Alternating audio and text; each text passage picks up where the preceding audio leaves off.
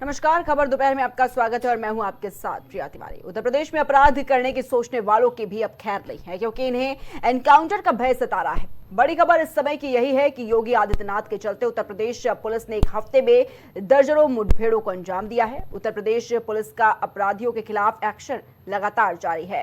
बीते कुछ महीनों में दर्जन ऐसे एनकाउंटर हुए हैं जिनमें अपराधी पैर में गोली लगने से बाद पकड़े गए हैं। योगी सरकार में अपराध के खिलाफ कार्रवाई लगातार जारी है। बागपत जिले के खेखड़ा पुलिस ने सिपाही के हत्यारे मास्टर को मुठभेड़ के बाद गिरफ्तार किया है। आरोपी मोहित ने कुछ दिन पहले एक सिपाही की हत्या कर दी थी। मुरादाबाद में पुलिस ने एक शातिर चोर को मुठभेड़ के बाद गिरफ्तार किया।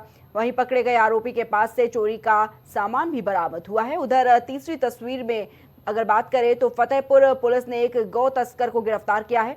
बता दें कि इनके पास से अवैध तमंचा और कारतूस भी बरामद किया गया है। ये सभी आरोपी पैर में गोली लगने से घायल हुए हैं, जिन्हें अस्पताल में भर्ती करवाया गया है।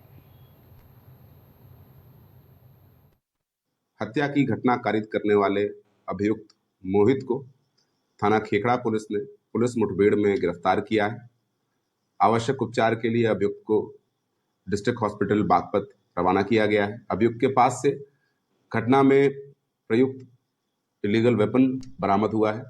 थाना खेखड़ा पर आवश्यक विधिक कार्रवाई की जा रही है।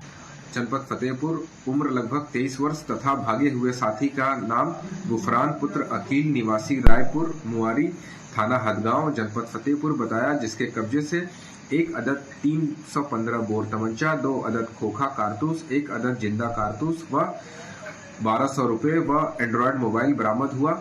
घायल अभियुक्त को सीएचसी हरदो भेजा गया तथा नियमानुसार विधिक कार्रवाई की जा रही है। उपरोक्त अभियुक्त के खिलाफ जनपद फतेहपुर में कुल 9 मुकदमे पंजीकृत हैं। उस समय इनकी बाइक फिसल गई। बाइक से उतरने के बाद दोनों ने पुलिस पर लगभग 5 राउंड फायरिंग की। सुरक्षा के लिए पुलिस ने भी जवाबी फायर की, जिसमें दोनों के पैर में गोली लगी। जब दोनों से पूछताछ करी तो एक का नाम भानु है और एक का नाम मुन्नू बताया गया है। इन दोनों के ऊपर लगभग 26 मुकदमे पहले से दर्ज हैं, जिन्होंने मैनपुरी में और इटावा में कई घटनाएं की हैं। आज भी इनकी बाइक से कुछ संदिग्ध चीज़ें मिली, जिसमें पेचकस और एक बड़ी रॉड मिली। तो इनसे जब पूछा गया तो उन्होंने बताया गया कि ये आज भी किसी घटना को अंजाम देने के लिए जा रहे थे। दोनों को हॉस्पिटल भेजा गया है, दोनों का इलाज जारी है। इसमें चेकिंग के दौरान में जब हमने अभियुक्त को एक रोका वहाँ पे, तो उसने पुलिस के ऊपर फायरिंग करी। फायरिंग में आत्मरक्षार्थ पुलिस ने जवाबी फायरिंग में उसके जो मेन अभियुक्त है उसके पैर में गोली लगी है। उसके पास से एक तमंचा, एक खोखा कारतूस, एक जिंदा कारतूस एवं 10,170 रुपए और कुछ ज्वेलरी के सामान जिसमें चोरी के थे वो भी उसके पास से बरामद हो गए हैं। जो अभियुक्त है उसको हमने इलाज के लिए सीएचसी भोजपुर के लिए रेफर कर दिया गया है। एवं इसके जब आपराधिक इतिहास के बारे में ज्ञात किया गया तो इनके ऊपर पहले से 2 मुकदमे ऑलरेडी हैं। फिलहाल इसमें हम एक मुकदमा पंजीकृत करके इसमें आगे की विधिक कार्रवाई करें।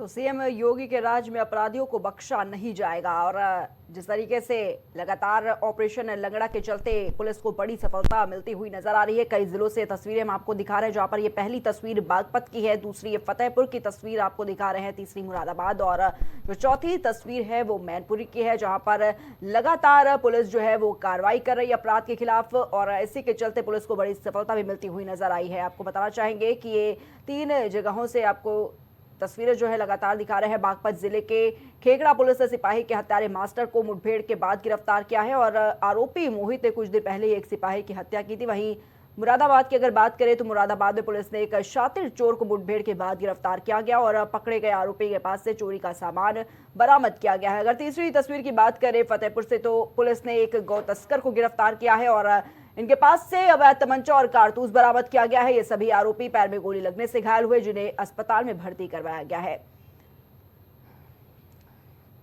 तो सीएम योगी आदित्यनाथ ने यह साफ कहा है कि अपराधियों को बख्शा नहीं जाएगा किसी भी कीमत पर और यही वजह है कि लगातार पुलिस प्रशासन भी एक्शन मोड में नजर आ रही है। लगातार जो ऑपरेशन लंगड़ा है वो कर रही है पुलिस और इसी के चलते कहीं ना कहीं बड़ी सफलता मिलती हुई नजर आ रही है। और अगर बात करें तो अपराध पर अंकुश लगाने के लिए लगातार जो पुलिस प्रशासन है वो इस ऑपरेशन को अंजाम दे रही है। और इसी खबर पर हमारे साथ पूर्व डीजीपी अरविंद कुमार जैन जी जुड़ चुके हैं। अरविंद जी, सबसे पहले बहुत बहुत स्वागत है आपका। अरविंद जी, जिस तरीके से योगी सरकार की अगर बात करें तो उन्होंने साफ कहा है कि अपराधियों को किसी भी कीमत पर बख्शा नहीं जाएगा, और पुलिस प्रशासन जिस तरीके से लगातार ऑपरेशन लंगड़ा चला रही है, कहीं ना कहीं बड़ी सफलता मिलती हुई नजर आ रही है। और क्या लगता है ये अपराधियों पर अंकुश लगाने का एक बड़ा काम करेगी? मैं इसको ऑपरेशन लंगड़ा नहीं कहूंगा। होता क्या है कि जब भी कोई गंभीर घटना घटित होती है, चाहे वो बलात्कार की हो, चाहे डकैती की हो, चाहे हत्या की हो, चाहे लूट की हो, तो उसमें जब पुलिस के द्वारा सक्रियता दिखाई जाती है और हाइड आउट्स के ऊपर छापे पड़ते हैं, ऐसे क्रिमिनल्स को चेस किया जाता है, उनकी धरपकड़ के प्रयास किए जाते हैं, तो अक्सर मैंने ये देखा है, सर्विस के दौरान भी देखा कि क्रिमिनल जो है वो कभी कभी फायर करके पुलिस से बच के भागने की कोशिश करता है। तो रिटेलिएशन में जब फायर होता है पुलिस का, कोशिश ये रहती है कि घुटने के नीचे गोली लगे जिससे कि उसकी मौत ना हो जाए, किसी वाइटल पार्ट पे ना लग जाए। तो उसी को आप लोग ऑपरेशन लंगड़ा यूपी में कह रहे हैं। ये इससे स्वाभाविक है कि जब पुलिस सक्रिय होती है और तत्परता से गिरफ्तारी होती है और गिरफ्तारी के बाद अभियुक्त को जेल भेजा जाता है। गिरफ्तारी के बहुत से फायदे हैं, आप उससे रिकवरी कर सकते हैं पूरे घटनाक्रम में, और कौन कौन साथ में शामिल था, कॉन्स्पिरेसी में कौन कौन थे, वेपन कहाँ है, लूटा हुआ सामान कहाँ है, ये सब चीजों की बरामदगी में हर चीज में बड़ी मदद मिलती है। इससे केस मजबूत होता है, साक्ष्य मिलते हैं और आगे चलकर इसी बिना पर कन्विक्शन होता है। तो ये जो तत्परता से कार्रवाई कर रही है पुलिस हर घटना में और इसकी मॉनिटरिंग डीजीपी हेडक्वार्टर से और अन्य सीनियर ऑफिसर्स लगातार कर रहे हैं, ये अच्छी बात है। सक्रियता रहनी चाहिए और अब ये अपेक्षा भी की जाती है।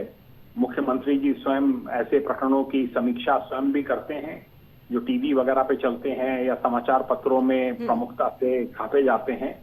कार्रवाई होनी भी चाहिए और कार्रवाई चल रही है और उसका प्रभाव है। संगठित अपराध करीब करीब शून्य है और जो बड़े बड़े माफिया हैं वो सब इस समय या तो सब समाप्त हो चुके हैं या बिल्कुल खामोश हैं। तो ये एक अच्छी स्थिति मैं उत्तर प्रदेश के लिए कहूंगा।